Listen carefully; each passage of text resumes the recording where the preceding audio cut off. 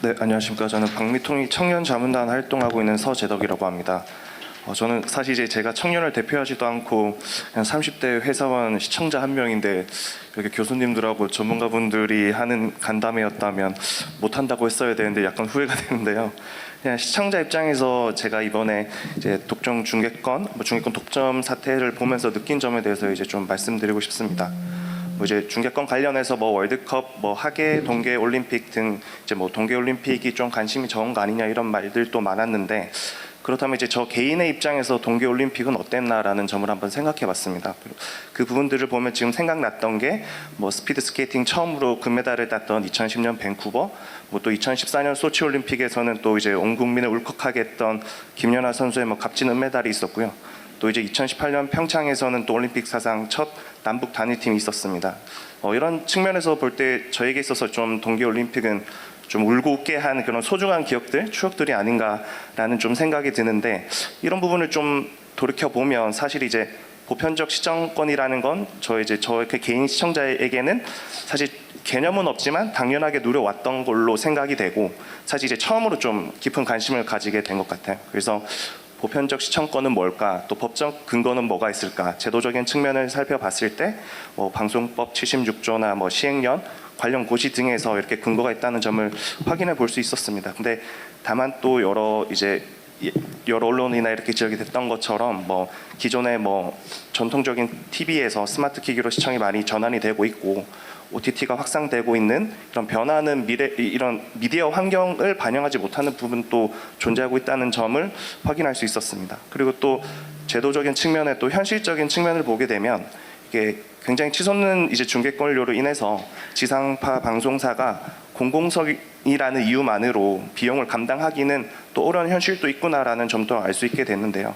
사실 이제 이런 부분을 볼 때 이제 과도한 중계권료의 출혈을 막고 국민 누구나 이제 경기를 볼 수 있는 이런 환경을 만들어야 된다는 거에는 모든 시청자들이 공감할 수 있지 않을까라는 생각을 하게 됐습니다. 근데 또 이제 제가 봤을 때는 이제 특정 이제 방송사가 중계권을 독점을 하게 되면 이제 비싼 중계권뿐만 아니라 결국 시청권이 제한이 되고 또 이런 사회적인 쟁점화되는 부분에서 굉장히 사회적 비용이 많이 발생하고 증가된다는 점이 좀 굉장히 또 안타까운 사실로 저한테는 좀 다가왔는데요.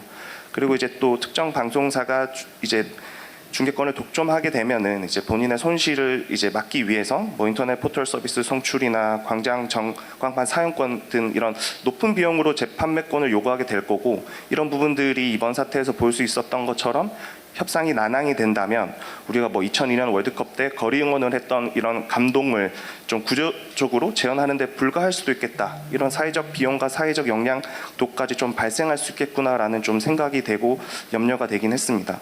그래서 저는 좀 많은 분들, 전문가분들께서 말씀하신 것처럼 중계권료 협상에 있어서 좀 확장된 코리안풀, 공공동 협상체, 이런 방송사나 OTT사들 다양한 사업자들이 들어와서 이렇게 좀 컨소시엄을 구성해서 좀 협상을 하면 좋겠다. 이런 좀 의도는 소모적인 경쟁을 좀 막고 합리적으로 중계권을 확보하는 그런 사회적 노력, 정부의 노력이 있으면 좋겠다라는 생각이 들었고, 또 아까 곽규태 교수님 말씀하신 것처럼 사실 국내에 좀 이런 확장된 컨소시엄이 구성이 된다고 해도 우리가 중계권 협상에 있어서 사실 협상 레버리지가 없을 것 같다는 생각이 저도 들거든요. 그래서 이런 국내적인 노력뿐만 아니라 이게 기반이 되고 이제 국제 공조까지 좀 나아가는 방향에서의 이런 사회적인 노력이 있으면 좋지 않나라는 생각을 하고 있습니다. 그래서 좀 사실 좀 마무리를 하면, 저는 사실 이제 집에 TV가 없는 1인 가구이기 때문에 사실 그냥 시청자 입장에서는 그렇게 크게 와닿지는 않았어요.